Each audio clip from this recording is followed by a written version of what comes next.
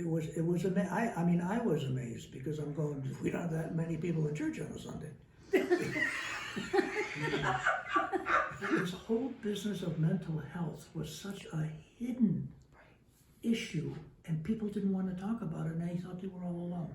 The foresight of the people, of the founding mothers, as I call them, okay? The founding persons was to not just have something local and something related to the church. Because of these spark plugs here, okay, really, because of these spark plugs, people came out of the bushes and said, we have a situation in our family that could benefit.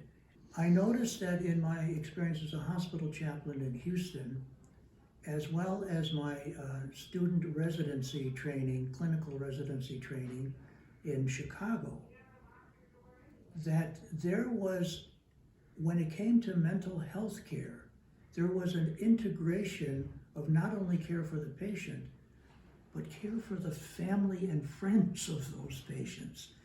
That was ostensibly missing here in Rochester. And to give you just one quick snapshot of this, I found out, Elsie and I were talking about this earlier, because when I grumble a lot, and she heard me grumble, and she said, well, what do we do about this, Pastor?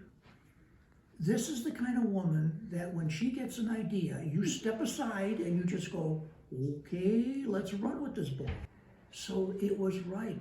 God had those opportunities sitting, waiting to be reeled in, and this dumbo didn't know how to do it. I had to learn from Elsie. I had to learn from Marilyn, from the others that were involved. And they taught me a lot. So, you know, but she knows that she said, what's wrong, Pastor? You know, this, that, and the other thing. And then finally I told her. And she says, well, what are we going to do about it? I said, I don't know. I felt that it wasn't going to go away, but he was willing to help out too. I mean, he was the one that was sick, and he had to come forward and say so. We try not to hide anything. We're more afraid of you than you are of us, really. Don't be afraid to move forward. Amen.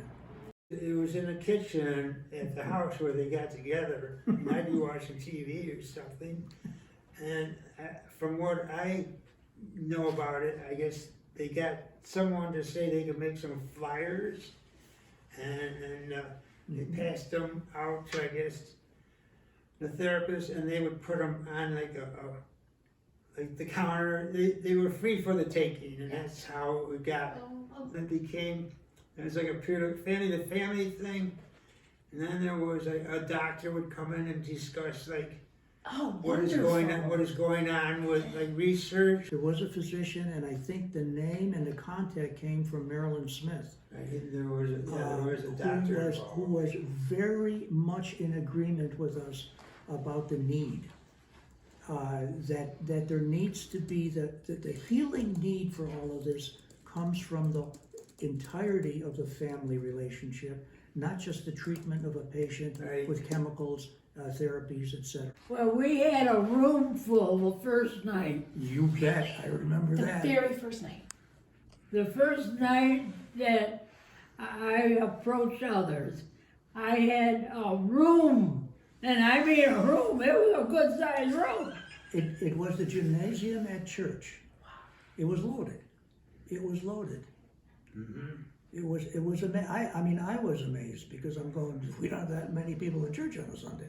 I recall back now on that meeting, it seems that we stood at the door, at the exit doors, because people were wanting to thank us and stuff like that. But I think it took longer even than the meeting itself for people to stop by and say, you have no idea what hope this gives me. When this opportunity allowed the professionals that were working in the area to voice the same need that they sense as professionals. I that the wish I knew people that lady's that name. yeah, me too. As the families were sensing, they thanked us. Wow. There was we are not alone anymore. No, we Everybody weren't thought they alone were anymore, alone, and it was and get together as a we. Perfect. As a You're we absolutely program. on target, Richie. Absolutely on Everybody target. thought they were alone, and Yeah. now they And didn't now- feel like they were alone anymore. So the more we were able to, not when I say me, I'm now on the outside looking in.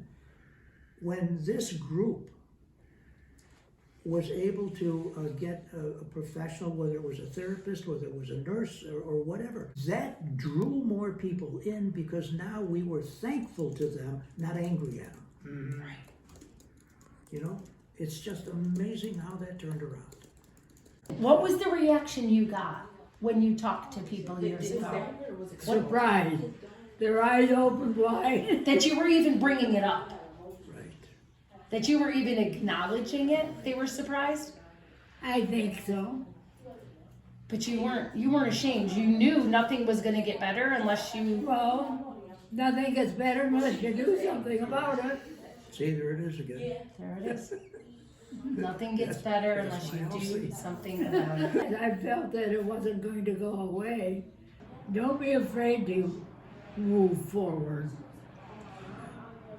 Oh, man. And find a It's pastor. not always easy, but it's always worthwhile. Fantastic.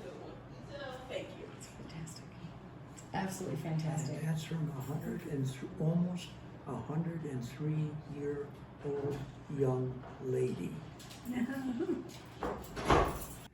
She became a board member and did a lot of lobbying in Albany. Well, I was willing to get out, which a lot of people were not, because of Right. the way people think about it. The stigma. That's right. The stigma. So do you think that you taught some government and officials and politicians a few things about mental health through your lobbying?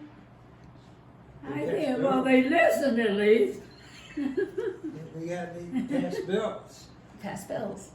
So do you think that these women from Rochester, led by Elsie, had some effect on some changes in the state? Whether Very they much so. realized it or not, they realized that, again, this was a hidden, it wasn't a hidden problem, it was a hidden opportunity.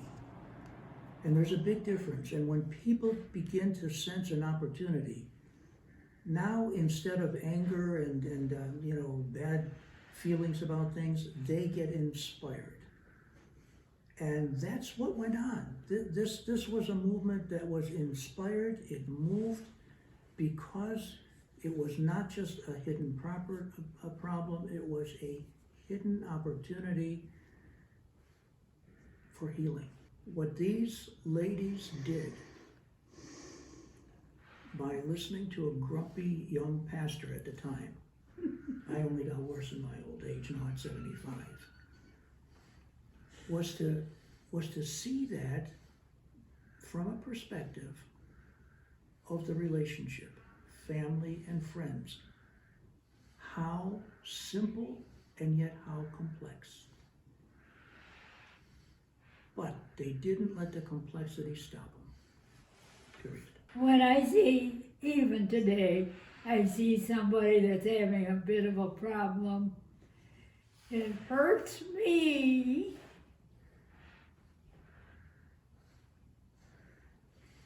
And With someone who has a mental She's a illness, mom. She's a mom. She is a mom. with someone who has a mental illness, it's the voices and the sights we see are so real that we believe that what they're doing is real, and we have to catch those who become withdrawn, so they could get help. Become withdrawn. They start doing bad in schoolwork, or they're hiding in the room, Yeah.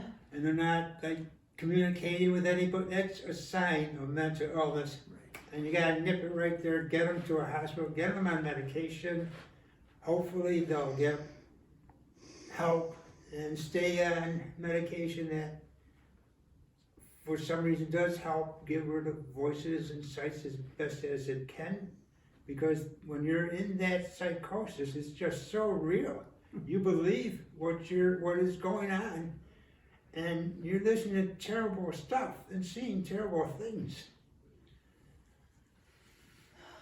And the apple doesn't fall from the tree. Everything you're saying, you're trying to help Yes. other people, help Yes. other people because of what you experienced. To And get so- help, to get help. Both of us. Both of you. Yeah. And so you had an opportunity to say to a lot of other moms and parents, it's going to be okay. There's help. That's exactly right. Are any of the other founding ladies still with us? I don't know. No. We've lost track. I don't think, the only one. I don't think so.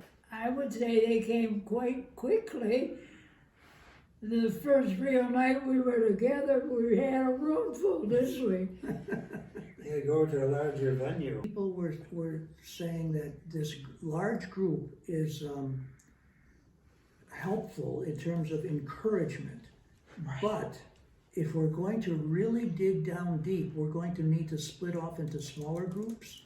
And even though it was a big building in the church there and we had other rooms, but not enough rooms to split everybody up into a small enough group where there could be better interaction and better results from that interaction. So dispersing the large group was not a negative. It Right. was a positive because stuff was happening out there. Yes. And people were talking to their primary physicians, they were talking to their specialists, they were talking to one another. It was like a grapevine. A lot of grapes, a lot of vines, and there's the seed. The amazing grace of the founder still being among us at over 100 years of age.